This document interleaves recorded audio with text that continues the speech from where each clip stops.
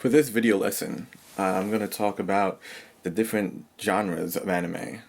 If you're hesitant or you're too concerned about what type of anime or show I should be writing, uh, I would say just use whatever's in your heart or your latest greatest idea. And if you don't have one, then you could adapt a story or a book that you enjoyed or something that you remember from your childhood. There's lots of anime out there. There's sports anime. There's mahjong. I'm sure there's a chess anime out there. There's animes about assassins like Golgo 13. There's comedy shows and parody shows like Ranma One Half. There's shows about manga like Comic Party. There's shows about the anime industry right now, like Shirobako, and it's endless. So your idea that you have in your head, or that you've written down somewhere, or you've been contemplating and always wanted to do, I think now's the time to do it. Uh, there's so many resources online right now. If you want to find something that's foreign or whatnot, you can use Google Translate and then take whatever the translation is and put it inside the Google search. And if you're using Chrome and you have the Translate extension, it'll translate the whole entire website for you. Might be a little broken English, but it still works wonders if you can decipher between the odd translations, because it's a machine and it's still a little hard to translate between English and Japanese or Chinese or Korean or what have you. So I would suggest that you just start writing. The concept that I have right now is based on this man in Japan after the explosion of the reactors over there. And the story about him is that after the explosion, there was lots of stores and lots of production. There was lots of manga production that wasn't happening because there was no one who had anything. Everything got destroyed or everything was put on hold. People had to evacuate from their homes and their places of business. So there was no production going on. But there was a store owner who had a kiosk in the middle of his village. And his friend, who was a manga production mangaka, which is a manga artist, he sent over, I guess, a manuscript or a book of his to his friend, the store owner. And this is one manga that he had. And the store owner read it, front and back. He loved it. He loved it so much. He tied a string to it and he put it on his counter, and he allowed people to come from the village to read this one manga that was the only new manga in the village. So children came on their bicycles, they would sat there and read it. There was businessmen who showed up, there was wives, there was business women, there were students. They all showed up to read this one manga, and he didn't charge anyone to read it. He just let them have it. He kept it on a string because, of course, he didn't want people to steal it. But by the time it was finished, it was all rattled and destroyed and ripped up and weathered. But it's a story that's I think has to be told. It's I think it's really, I don't know, it's heart touching. But that's the show I want to do. It might be a short, might be a whole episode. Maybe dive into that manga and use different scenes of what stories are inside the manga, as well as excuse me, as well as what the story about the store owner and his village. So I call it Manga on a String. Don't steal my title. Don't steal my book idea. But you should definitely take the ideas in your head, write them down, type them up, draw little stick figures if you can't really draw, do what you want to do, but get it done. Because when you're producing manga in Japan, first thing you do is you come up with a concept. If you're already a huge company like Toei, or if you're a manga publisher like Kodansha or Shonen Jump, those artists in those books, they already, they have the ideas first, and then they start executing them. If you want to start off with drawing thumbnails and then writing about those thumbnails, that's fine, but do the work. Type it, write it out, do a synopsis. Sorry. Just get it done. That's all you need to do for this first class. Just write that synopsis. I've posted a little sample of my show Universe Traveler Mizu, which is being produced by my company, and hopefully will hit the shelves in 2015 or maybe even television. Trying to sell the rights to it right now. So that's it. Just write. And, do your research. If you have an idea about a new basketball team or your school's basketball team or your time in school, anything. It could be from cooking. It could be about playing sports. It could be about loved ones. It could be about someone you loved and lost. It could be about someone that you wish you can meet and love and start a relationship with. Or that person that just got away from you and, never got a chance to become a couple. Anything. There's so many ideas out there. There's cyberpunk. There's action. There's drama. There's heist anime like Lupin the Third. Or detective shows like Conan Detective, who has a movie with Lupin the Wolf. And, crossovers. So, if I'm throwing you off and you don't know what I'm talking about, I will try to add some of those names at the end of this video so you can do some research on them. If you're new to anime, there's a world out there since the 1950s or 60s. They've been producing television anime. So you have a lot to catch up on, but there's a lot that's coming out every single year from Japan. And in Japan right now, they're recruiting for 2016 animators. From what I've read, the introduction pay is the equivalent of $16,000 a year. I'm sorry, 16,000, $1,600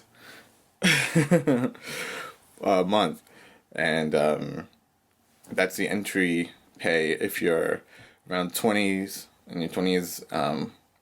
If you're in your 30s, the pay's a little bit more, maybe like a couple $100 more, but it's not even that much of a difference. There's lots of people who are leaving their careers and entering the anime industry in Japan. It's still a little hard for foreigners to get in there because Japan has restrictions on gaijin, which is foreigner, no matter where you come from, America or China or Africa or New Zealand, it doesn't matter. You're still a gaijin over there, and you have to carry a gaijin card with you to get to certain places or to go on trains in certain places. There's lots of bars and hostels and places that gaijin can't enter. They have gaijin, no gaijin signs over there. But yeah, so back to anime. There's a lot going on in the industry. It's still not open, like I said, to foreigners that much, but there are people who have gone into the industry. But right now we're going to focus on writing. So get your pens and paper out, open up your document writer and start pounding out those ideas and post them and share them with people. Tell people about your ideas. Don't just keep to yourself, because the more you talk about it, the more you get influenced on actually creating it. So it's not just internal, you make it external and you give it to the world. And hopefully you can make a show about it and make some money. So get to work, and I'll see you in a bit. Up my idea of manga on a string. It's just going to be a synopsis, and I'll think about what I want to portray, the environment, the characters, maybe not so much their names, because right now I don't have any names for these characters, and even though it's based on a true story, I will still have to elaborate or change names because I personally don't know the man or the people in his village who were looking at this manga and, being entertained and being moved by this manga on a string. So, right now I'll just start with my title. And, okay. So, right now I just have my title, Manga on a String. First thing I would do is I would start with just the setting, like where this place is, and it was somewhere I believe in Tokyo. It could have been Shibuya or it's actually I think one of the prefectures in Japan, in the west or in the village. I'm not too sure. I'd have to go back to my resources and find out my research, read my research papers, and see exactly like where this village was. But right now, I'll just place it in Tokyo. It'll be like mythological Tokyo. Um, you can make your world anything you want to. It doesn't have to be based on reality. You can just create your own worlds, use real world names if you want to, but you can change the environments, and you can make LA Tokyo if you wanted to. You can make anywhere Tokyo or Shibuya or Shinjuku or any place. You could go back to old times and call it Edo.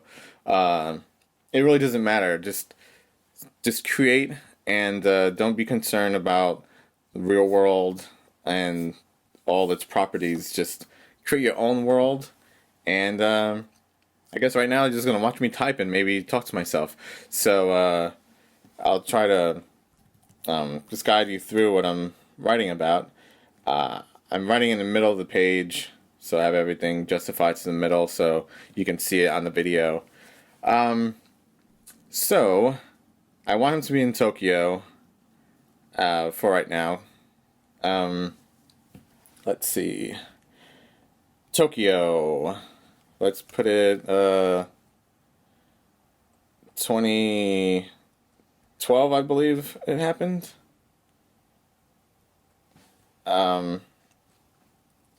Okay. So I have 2012 in Tokyo. A man is lost after a devastation, and I can't spell very well, in his town.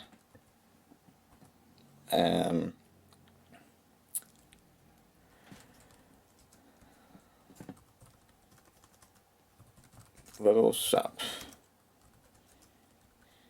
He has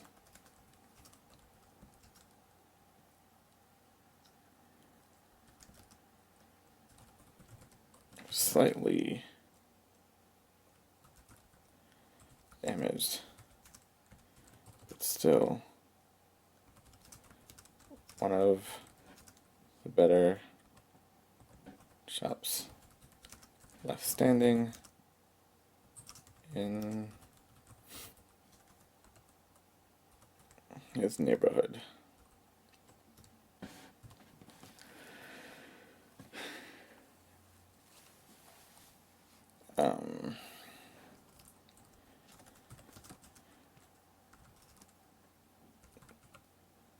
Due to the devastation,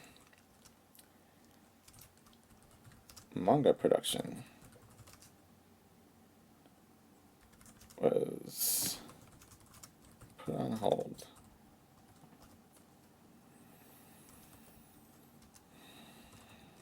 His shop was catered to manga and otaku living. Otaku lifestyle.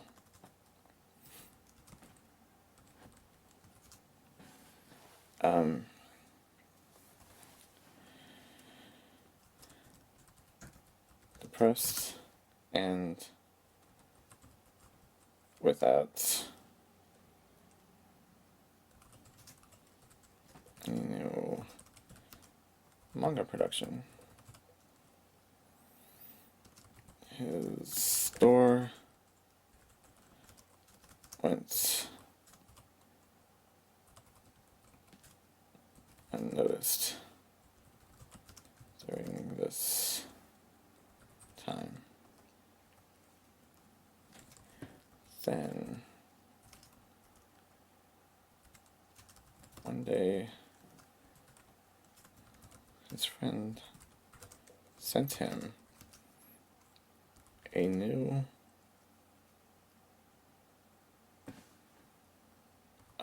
published manga.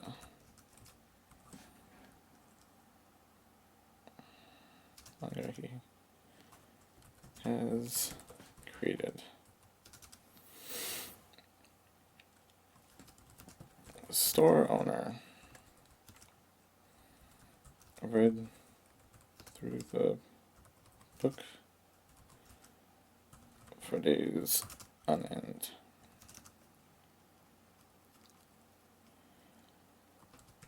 He loved the work so much, he attached a string on it and allowed passerbys,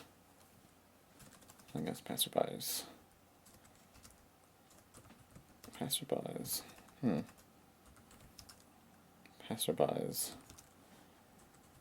to read it for free.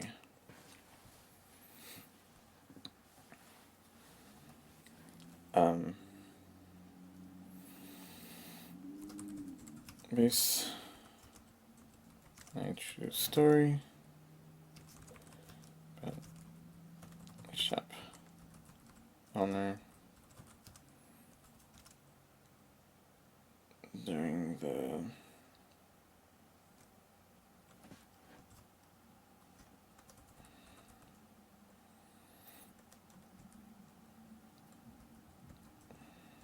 disaster in Japan.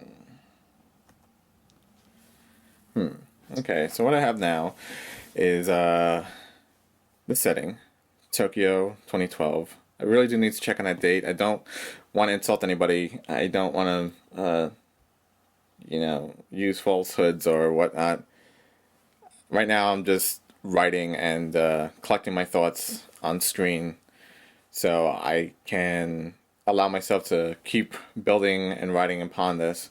So right now I have the title, Manga on a String. I might underline that so I know it's a heading. So it's Manga on a String, Tokyo 2012.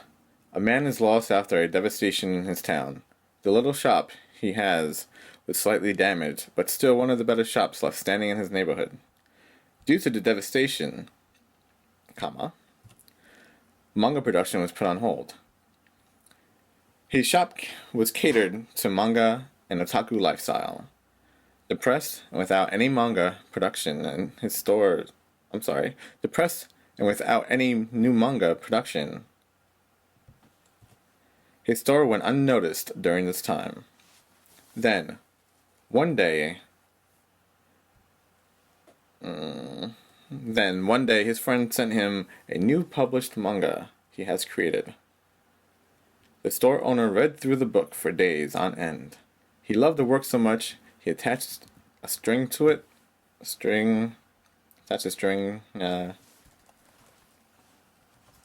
To it and allowed passerbys to read it for free. That's had something. People from all over Tokyo came to read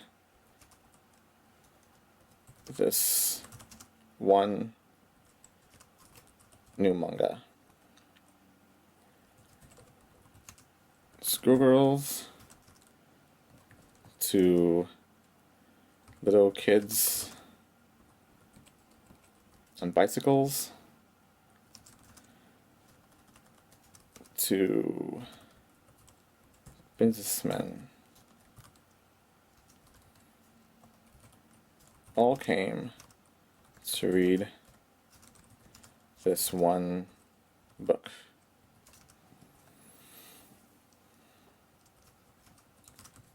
In the end, it was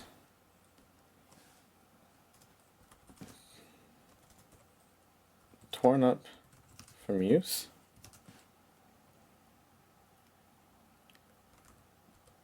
shared by strangers, and delivered great hope and happiness in a time of need. Based on a true story about a shop owner during the disaster in Japan. Well, so from the top, Manga on a String, Tokyo, 2012. A man is lost after a devastation in his town. The little shop he has was slightly damaged, but still one of the better shops left standing in his neighborhood. Due to the devastation, manga production was put on hold. His shop was catered to manga and otaku lifestyle. Depressed, without any new manga production, his store went unnoticed during this time. Might want to fix that, but no. Then, one day, his friend sent him a new published manga he has created. The store owner read through the book for days on end. He loved the work so much, he attached a string to it and allowed passerbys to read it for free. People from all over Tokyo came to read this one new manga. Schoolgirls to little kids on bicycles to businessmen all came to read this one book. In the end, it was torn up from use, shared by strangers, and delivered great hope and happiness in a time of need. Based on a true story about a shop owner during the disaster in Japan. So now that I have my synopsis, if I was going to have this potentially produced or seek financing to get it produced, I would want to put some notes on the bottom for myself. Maybe I'll make it an OVA in color, roughly 60 minutes long.